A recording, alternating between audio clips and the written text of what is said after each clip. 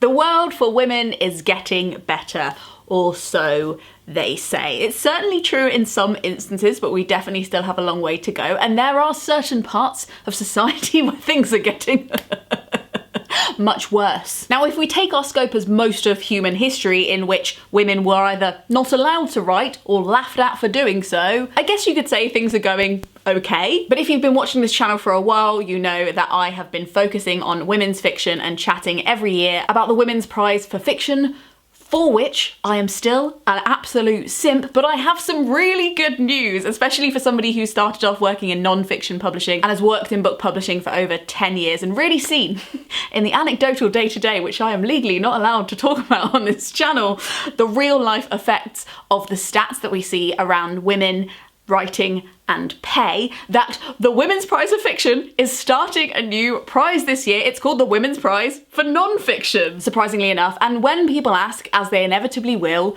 why we need a prize for women's non-fiction, I will refrain from showing them all of the stats generally about women in STEM or women in academia or women in any field that leads to them maybe writing a commercial non-fiction book, and I will just tell them this. Of the 500 top-selling non-fiction titles in 2022, only 1 in 3 were written by a woman. You'll notice that some of the most famous non-fiction books you might be able to recall or name from memory that are by women are either memoirs or writing about being a woman. That's because in other fields and genres, the numbers look way worse. For example, in history, of the 50 highest selling titles last year, only, I'll give you a minute to take a guess, 9 were written by women, and only 1 of those made the top 10. I could go on. When it comes to UK national media, only 26.5% of non-fiction book reviews are reviewing books by women. They are much less likely to be shortlisted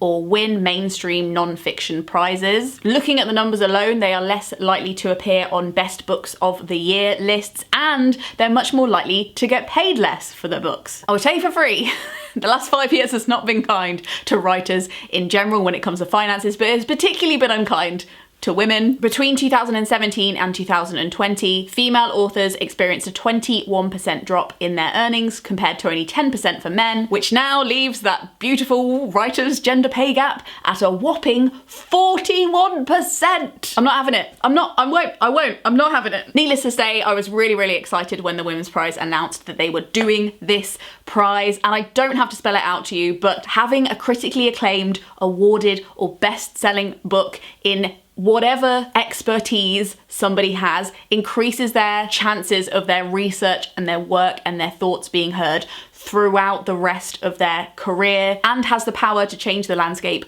of various different fields of expertise. When we talk about fiction, we're talking about quite a less measurable impact on the world. It's significant, but harder to quantify. When it comes to non-fiction, it is so easy to see how uplifting women's non-fiction writing can bolster a more diverse gender presence in all of those fields of expertise. And that can only be a good thing, not because we want equality for equality's sake, because when you let everybody play, the best and most talented people rise to the top. If we don't have that, we're not getting the best research papers, results, documentaries, discoveries, lifestyle changes, or jokes. So there's a lot to play for here. At my feet is a very, very chunky big box. I have really had to reach within myself to find the self-governance to not open this before turning on the camera. But I am about to unbox live in front of you the first ever Women's Prize for Non-Fiction long list. We have a lot to get through, so that is enough talk about the women writers industrial complex. Let's get to the book, shall we? Okay. Code Dependent. Living in the shadow of AI. We love a pun to start off with, full marks so far. Now I'm not gonna lie to you, I can't even say it. AI scares the living bejesus out of me, but this first line of the blurb is actually making me feel a little more curious about it. So that's good. The lives of a British poet, an Uber Eats courier in Pittsburgh, an Indian doctor and a Chinese activist in exile are linked by their unexpected encounters with artificial intelligence. Codependent shows how automated systems are reshaping ordinary lives all over the world. From technology that marks children as future criminals to an app that is helping to give diagnosis to a remote tribal community. Magai not only sheds a light on this chilling phenomenon, but also charts a path to resistance. We like that R word. Resistance it is. Okay, I think that I might be brave enough to read this. Is anybody else quaking in their boots? No, just me? Okay, next book. Ooh, I like this cover. This is very strong. Some people need killing. A murder of memoir in the Philippines. My job is to go places where people die. I pack my bags, I talk to survivors, write my stories, and then I go home to wait for the next catastrophe. I don't wait very long. This looks like some reportage on the drug war in the Philippines. It looks very dramatic. I'm obviously just seeing these books for the first time, so I have to give you my first impressions. But so far I think that is mainly what it's covering. But from a first glance, it really looks like it's written like a thriller. It seems really, really gripping and accessible in the way it's written, so I'm excited. We no longer say this about bodies, but I think I'm allowed to say it about books. There are some heifers in here. Some absolute heifers going on. Shadows at Noon coming in at just under 684 pages. Okay, so this is tackling a huge topic, so I can actually kind of tell while it's big. It explores the key strands of South Asian history in the 20th century with clarity and authority. And I like this bit right at the end of the blurb. It says, Shadows at Noon is a bold, innovative personal work that pushes back against the standard narratives of inherent differences between India, Pakistan and Bangladesh. Its purpose is to make contemporary South Asia intelligible to readers who are fascinated by the subcontinent's cultural vibrancy and diversity, but are often perplexed by its social and political makeup. I like it when books are really clear about, like, this is why there is so much. I'm being ambitious with this, and if you're ready to sink your teeth into, I'm ready to be read with vigour. Let's get a teenier one because those have all been intimidating me. Here's a nice paperback. I love these editions from Fitzcarraldo. They all have the same covers and they're very striking when you see them all together in the shop. This one is called Intervals. The first two sentences of the blurb are, what makes a good death? What makes a good daughter? And it seems to be about the life of Mary Ann Brooker, the author, whose mother was diagnosed with multiple sclerosis, and it sounds like over a 10-year period her illness got a lot worse, and determined to die in her own home on her own terms, she stopped eating and stopped drinking in 2019. In Intervals, Brooker reckons with heartbreak, weaving her first and final memories with the study of doulas, living wills, and the precious economics of social, hospice and funeral care. Blending memoir, polemic and feminist philosophy, Brooker raises essential questions about choice, interdependence and ultimately to imagine care otherwise. And that, ladies and gentlemen, is how you write a blurb. Oh my god. I didn't know I wanted this, but I immediately want this. I haven't even read the blurb yet, but what about this cover with the title, Wifedom, Mrs. Orwell's Invisible Life? I am going to read this first, I think. A blazing, genre-bending masterpiece from one of the most innovative writers of our time. Anna Funder slips into the pages of her hero George Orwell. As she watches him create his writing self, she tries to remember her own. When she uncovers his forgotten wife, it's a revelation. Eileen's literary brilliance shaped Orwell's work, and her practical nous saved his life. But why and how was she written out of the story? Is this the wife in non-fiction form? I don't know, but that has just melted my brain a little. I think I need to just take a little moment actually. What? I didn't even know he had a wife. I think that's why I'm feeling a little bit silly, a little foolish, if you will. I've read quite a bit about him. I've read a lot of his books and essays, and I just didn't know that. Good. Okay, cool. A meaty history book, and as we know, history is one of the genres that really needs some attention when it comes to women writing them. This is called Young Queens, 3 Renaissance Women and the Price of Power. Okay, it's about the Queen of Spain, Elizabeth. Ooh, it's a Mary, Queen of Scots narrative. I am actually quite interested in her. I'm not a big Renaissance monarchy kind of curious person, but that does sound kind of interesting, and it is thorough. Oh, we've got some colour pictures too. How exciting. Packaging wise, I'm not completely that excited, but I think for those people who are really interested in the Queens and have a bit of a Hilary Mantel vibe, then this might be for you. Award for best cover so far has to go to A Flat Place, which appears to actually just be about flatlands, which I kind of love. It seems to be about the author's connection between her love of flatlands from where she grew up in Lahore to the flatlands of the UK and how it relates to her own world of anxiety and inner world. We love a mind and geography metaphor in this house, so I'm excited. Her British Pakistani heritage makes Noreen a partial outsider in these landscapes, both colonised and coloniser, inheritor and dispossessed. In A Flat Place, she strikes out on a series of walks through British flatlands, weaving her impressions of the natural world with poetry, folklore and history, and with recollections of her own early life. Well, that sounds bloody fantastic, and only 200 pages. I guess we're definitely reading that. That has to go on the immediately pile. Wow, okay. Winner of best texture so far goes to this book. Very, very nice, matte, expensive feeling book. Thunderclap, a memoir of art and life and sudden death. Maybe too many ands in that, but it's fine. I think it's supposed to be that way. A memoir of art and life and sudden death. Okay.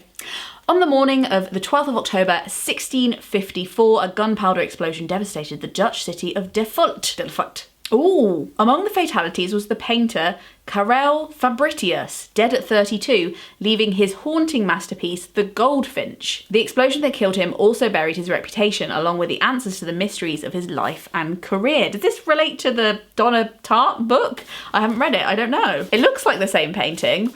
That's cool. Oh, and it's got colour paintings the whole way through. That does sound like a delicious pairing with The Goldfinch, if I am correct. But yeah, I like that. And I also like when women are allowed to write about men's history and it's not like a big deal. And I feel like because men so rarely cover women's history when they write non-fiction, women feel duty-bound or have historically felt duty-bound to write it. And I think that it's a mark of the times when women are just allowed to write about men's history and it's also fine. Oh, and I've just clicked, it's Laura Cumming. I've interviewed her before. She's wonderful and a really, really clever writer. So interesting. A textured cover. Stop it. All that she carried, the journey of Ashley Sack, a black family keepsake. This is about quilting and embroidery, it looks like, so I think it's fair to say I am in. This is about a person called Rose in the 1850s, South Carolina, who was an enslaved woman who was forced to sell her daughter. She packed her a cotton bag with a few items, and decades later, her granddaughter Ruth embroidered the family history onto the sack, and this is a book about that. That sounds really, really interesting. And we also know because it's considered a women's craft, there's not as much thorough, rigorous history about fabric-related crafts and needlework and stuff like that. So sounds very needed and also right in my wheelhouse.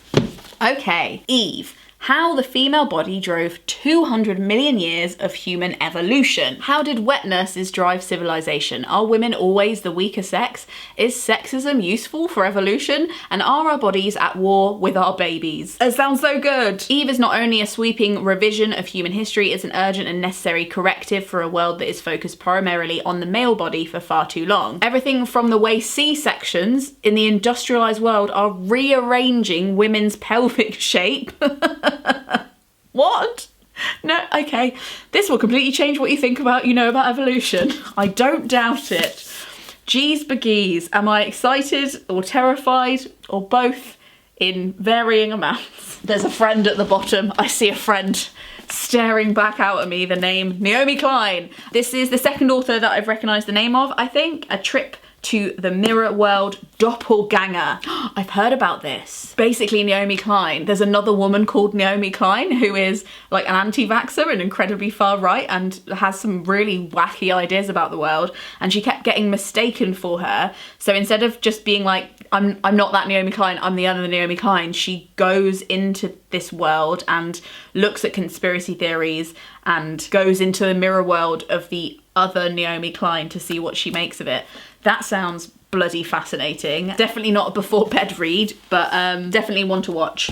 Oh, okay, this is a really beautiful looking book. Again, The Dictionary People, the unsung heroes who created the Oxford English Dictionary. By the time it was finished in 1928, the entries had been crowdsourced from a surprising and diverse group of people, from archaeologists to astronomers, to murderers, to naturists, to novelists, to pornographers, to queer couples, to suffragettes, to vicars, and vegetarians. Delicious. That sounds really fun, and also maybe something that is a bit more beside your bed, like, oh, I just want to learn a little bit about this. Jolly non-fiction. We need a bit of jolly non-fiction as well. Jeanette Winterson says it's good, and that is good enough for me. Okay, the cover is giving, I've seen it before. This is the Britannia's An Island Quest. I'm not sure. Let's read on. Oh, I take it back. This sounds really, really good. It's the story of Britain's islands. So the islands that are off Britain, which is actually one of my goals for my 40 before 40 bucket list, is to actually go to some of those islands because I've never been. So like the Channel Islands, Orkney, the West Isles, stuff like that. So it's about the ancient mythology of the islands that are ruled by women that wind through the literature of the British Isles, from the Roman colonial era to early Irish poetry, Renaissance drama to Restoration utopias. That sounds really, really bloody interesting. Oh no, I'm gonna have to read them all, aren't I? This is gonna be a problem. I can feel it. There's a chapter on the Shetlands. Oh no. Oh, this book's really shiny. Oh, it feels weird to touch. Oh, I don't like it. Can you hear it? It sounds like leather trousers. It sounds like Ross's leather trousers. I'm gonna need talcum powder to read this. Vulture Capitalism, Corporate Crimes, Backdoor Bailouts, and the Death of Freedom. Naomi Klein thinks it's good. Everything you need to know about capitalism is wrong. Oh no. Free markets aren't really free. Okay, I know. Okay, so it seems like quite a sweeping overview of what is wrong with late stage capitalism, which, to be fair, I wouldn't be able to just reel off. Like, I can say little bits of it, but it would be actually quite good to have a bit of an overview of that. So it sounds really interesting. However, if I do read it, I will be removing the cover. Lucy Jones! Another familiar name. Not that I even know her, I've just read her other book. She wrote Losing Eden, which is actually a book that I talked about on my podcast, No Books on a Dead Planet. And I think it was really, really good. I've used some of her research in some upcoming video essays because I found it so useful. Okay, what is this about? Matricine, on the metamorphosis of pregnancy, childbirth, and motherhood. Drawing on new research across various fields, neuroscience and evolutionary biology, psychoanalysis and existential therapy, sociology, economics, and ecology, Jones shows how the changes in the maternal mind, brain, and body are far more profound, wild, and enduring than we have been led to believe. An anti-capitalist look at motherhood. Sign me up, I guess. I've read so many books about motherhood for somebody who never ever wants to be a mother. It's kind of weird, but Lucy Jones wrote it and I was really impressed with her other books, so all I can be is excited. Ooh, I actually think this might be the best cover. This is a good cover. How to Say Babylon, a Jamaican memoir. Seeking to understand the past of her family, Sophia Sinclair takes readers inside a world of Rastafari that is little understood by those outside of it, and offers an astonishing personal reckoning with history, family, and the legacy of empire. Well, that also sounds really good. I'm not made of time, you know, I can't do this. That was all the books on the Women's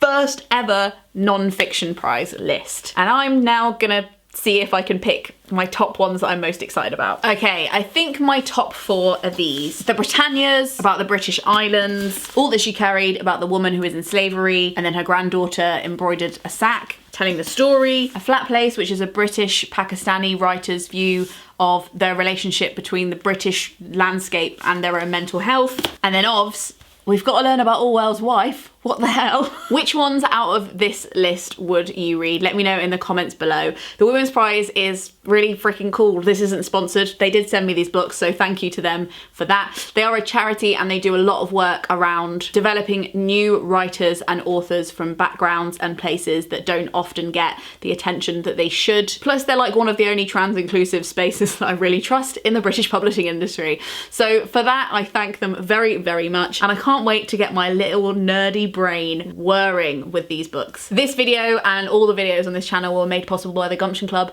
who tip me per video to make sure these keep happening. Right, I better go on with this reading then.